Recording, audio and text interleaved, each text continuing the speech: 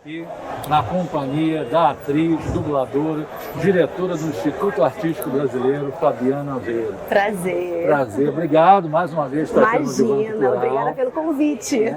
E eu gostaria de começar essa conversa super agradável com você, citando uma pessoa que todos admiramos, o saudoso Chico Anísio, que soube dar o lugar de merecimento à dublagem quando dizia: o bom ator, né, tem que ser inspirado por essa questão da dublagem. Ele dizia que a dublagem era a maior escola para o ator. Exatamente. Né? Excelente exercício do ator. Do ator, né? E como é que você leva essa frase dele para a tua vida, para o teu exercício profissional? Acho que ele tem toda a razão. Porque a gente até costuma dizer que alguns ótimos atores, excelentes atores, não necessariamente vão ser bons dubladores. Porque tem que se adaptar àquele formato da dublagem que é diferente, né? Agora, um bom dublador certamente é um bom ator, né? Porque você interpretar, ele passar a emoção das cenas só com a sua voz, a gente não tem o uso do corpo, né, e nada mais, a gente não tem luz, não tem nada, assim, tem ali a técnica e a nossa voz, né? Então, realmente, eu acho que ele tem toda a razão, viu? E como é que você é atriz de formação, como é que essa magia da dublagem chegou na tua vida e você disse: poxa, eu amo fazer esse exercício artístico? Você sabe que eu nunca tinha pensado antes na dublagem como uma alternativa. Eu comecei no teatro e fiz muito teatro. E aí um dia eu fiquei sabendo de um curso que a Juraciara Diácovo, uma grande dubladora, ia estar ministrando junto com o Márcio Seixas, foram os meus dois professores. E eu me inscrevi no curso, assim, com uma curiosidade, vamos ver, né? Eu não tinha me atentado ainda para isso. E me apaixonei, e até hoje sou apaixonada. Aprendi muito com eles, a gente aprende todo dia, né? Com todo mundo que a gente trabalha, então é um caminho que a gente percorre, né? Mas eles foram os meus primeiros, meus grandes professores, Márcio Seixas e Juraciara Diácovo. E qual é a dica que você dá para a pessoa que quer conhecer o universo da dublagem, por exemplo? Porque a gente, leigo, não tem ideia de como um exercício funciona. Muito difícil. Sim. Né? E talvez por isso exija tanto esse lapidar artístico, cênico do ator com a sua voz. Sim. Né? Como é que foi a sua primeira dublagem? A minha primeira dublagem eu comecei fazendo pontinhas, vozerios, é o que a gente costuma começar fazendo mesmo, né? Mas o meu primeiro personagem mesmo, o meu primeiro fixo, né? Minha primeira boneca, como a gente chama, foi na novela Rebelde. Eu já estava dublando um pouquinho aqui, um pouquinho ali, e aí na Herbert Richards, né? Extinta Herbert Richards, né? Que todo mundo conhece. Eles fizeram um teste para essa novela Rebelde, que foi uma novela que fez muito sucesso no SBT. E aí eu ganhei uma personagem lá, que foi a Paola. E aí eu comecei. Foi a minha primeira boneca. E aí vão surgindo as coisas, né? A gente começa... É sempre no início, é sempre devagar. Você vai mostrando o trabalho ali aos pouquinhos. E vai ganhando experiência, vai aprendendo, né? A gente vai melhorando ao longo do tempo, conforme a gente vai fazendo.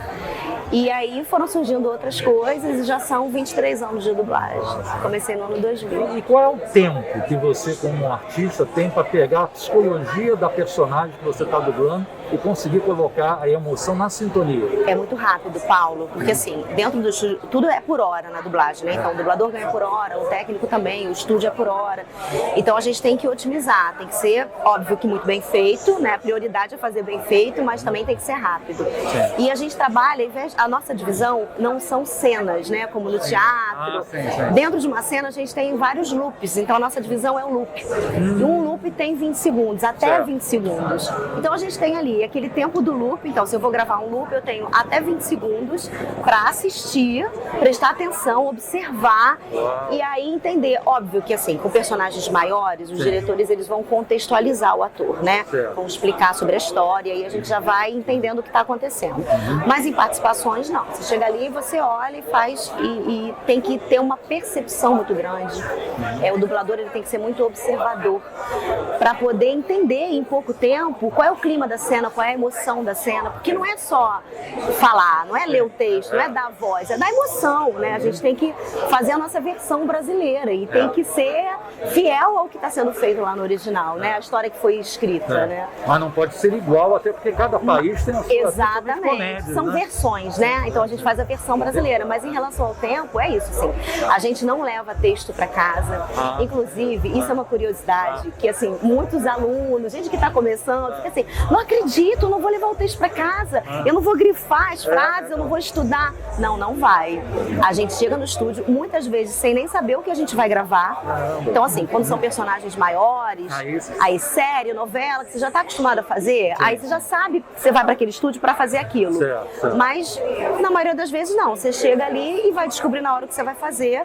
Não tem texto para levar para casa para estudar, mas aí a gente tem que prestar muita atenção, tem que estar focado ali, atento, para entender o que está rolando na cena e conseguir passar a emoção em português.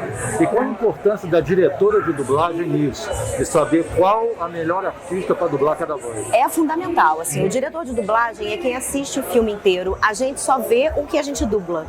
Então, até quando a gente dubla protagonista, que não está em todas as cenas, eu não vejo o filme inteiro, eu vejo muitas cenas, mas é só o que eu dublo.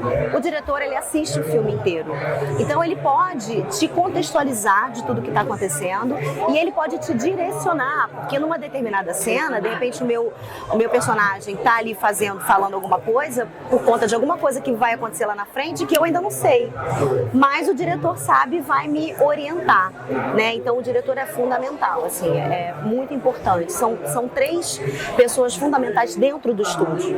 Na indústria toda da dublagem, são várias pessoas fundamentais, né? Assim, a tradutora, mixador e tal. Mas ali dentro do estúdio, na hora do fazer mesmo, do gravar, é o técnico, o diretor e o dublador, que tem que estar ali muito sincronizados no trabalho, muito atentos, e o diretor tem essa função de orientar a gente em relação à interpretação, de também ficar prestando atenção na parte técnica, né? De se passou a fala, se está curta.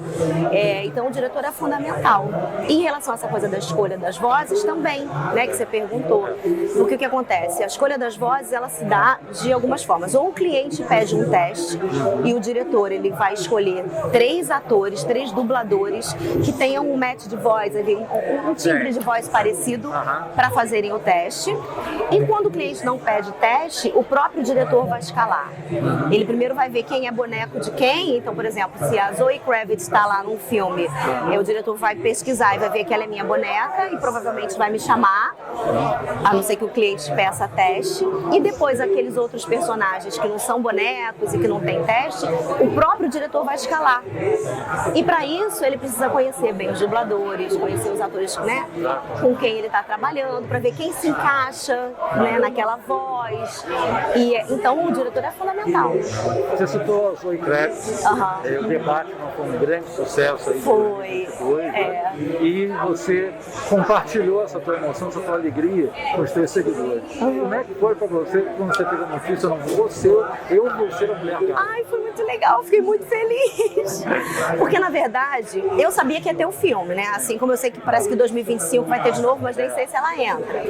Sabia que ela ia fazer. Mas o fato dela ser a minha boneca não me garante que eu vá dublá-la, entendeu? Eu posso dublar como posso não dublar.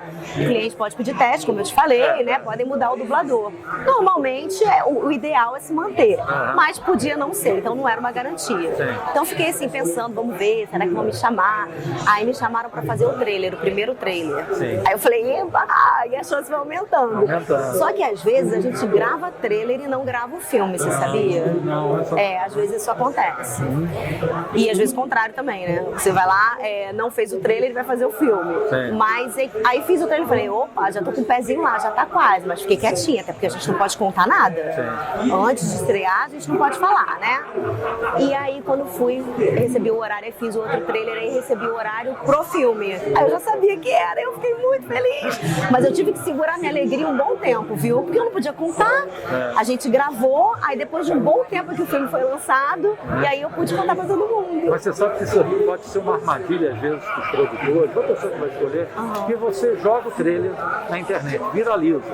As pessoas se identificam de imediato com a tua voz. Aí o camarada fala, mas eu prefiro outra voz.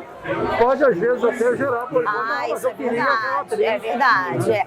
Na maioria das vezes, se você gravou o trailer, você vai gravar o filme. Mas às vezes, já aconteceu comigo, de eu fazer trailer e não fazer o filme. E aí são diversos motivos, né, que podem acontecer. Mas eu fiquei feliz demais, eu amei. Porque a Zoe Kravitz, ela é uma atriz que ela vem crescendo, né? Ela tem feito coisas muito legais e cada vez mais ela tá crescendo. E o Batman foi um filme, eu acho que foi uma virada de chave para ela. Essa mulher gata é uma personagem muito icônica, muito importante, né? Não é a primeira mulher gata, então já tem uma história. Então foi uma virada de chave para ela, na carreira dela, né? Ela teve um boom na carreira com esse filme. E para mim também, com certeza, né? Que eu tô acompanhando ela. Então foi uma alegria só. E você acha que é muito legal, às vezes, o mesmo dublador acompanhar a carreira de um ator? Por exemplo, você já fez vários personagens de Ana de Armas. Sim, sim, né? isso. Por exemplo, você teve em 007, não é? A Bond Girl, Blade Runner 2049, O Informante, o Recepcionista, um monte de filme dela. Isso, Recepcionista. Né? Então você vê, é o Blade Runner, que Blade é a Runner, Joy, né? A Joy, isso. E isso te agrada? Por exemplo, você se identifica, que bom que eu vou fazer Ana de Armas novamente. Muito. Eu acho, em primeiro lugar, que assim, isso é muito importante para o público, porque é muito ruim quando você está acostumado com uma voz, você já cria aquela identificação e de repente muda, você meio que não reconhece muito, né? Tem vários atores assim que eu não consigo imaginar com outra voz, né? Quando muda, você fala, caramba. Por exemplo, como imaginar a voz do desenho do Wolverine sem Isaac Bardem? Não, é muito difícil, né? O saudoso Isaac.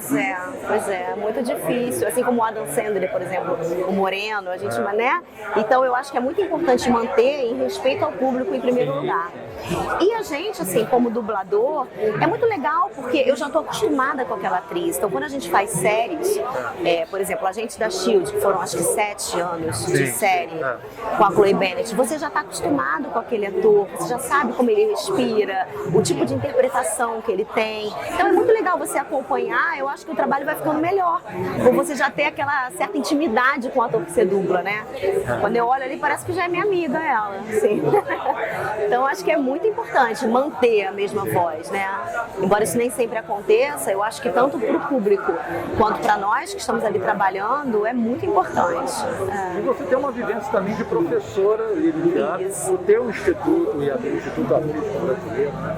E você fala também da tua emoção de formar tantas turmas, né? Como é que é para você esse instituto?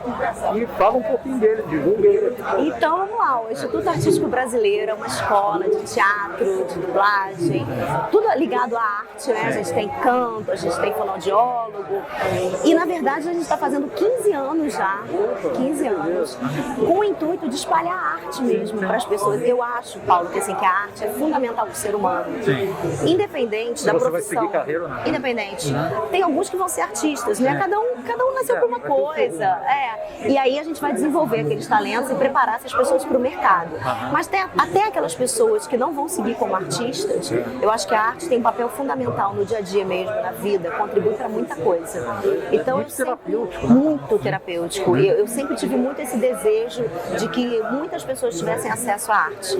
Então a escola é uma forma que eu tenho até de devolver para o universo as coisas que eu recebo, sabe? Eu acho assim, a arte me faz tão bem, me fez tão bem minha vida inteira, então eu quero proporcionar isso para as pessoas também, né? Inclusive, eu vou te falar uma coisa, a gente está agora na Semana do Teatro, então quem quiser fazer aula de teatro, a gente está com aulas abertas, é só entrar em contato com a escola e a gente está com aulas abertas, vai lá, faz uma aula experimental, é gratuita e quem sabe se apaixona também vem fazer peça com a gente. Legal, essa tua divulgação aqui, me manda o flyer de divulgação. Vou te mandar, legal, te mando sim. É muito importante, tanto teatro quanto dublagem. E aí quando a gente consegue, né, com um trabalho bem feito, de qualidade, com cuidado, bons profissionais, porque os professores são fundamentais, eles são a alma da escola. Quando a gente consegue ver que a pessoa chegou lá, não sabia nem o que era dublagem, ou sabia e sempre teve um sonho e conseguiu realizar, e teve uma boa formação e está no mercado de trabalho, isso para mim não tem preço, isso para mim é uma felicidade mesmo.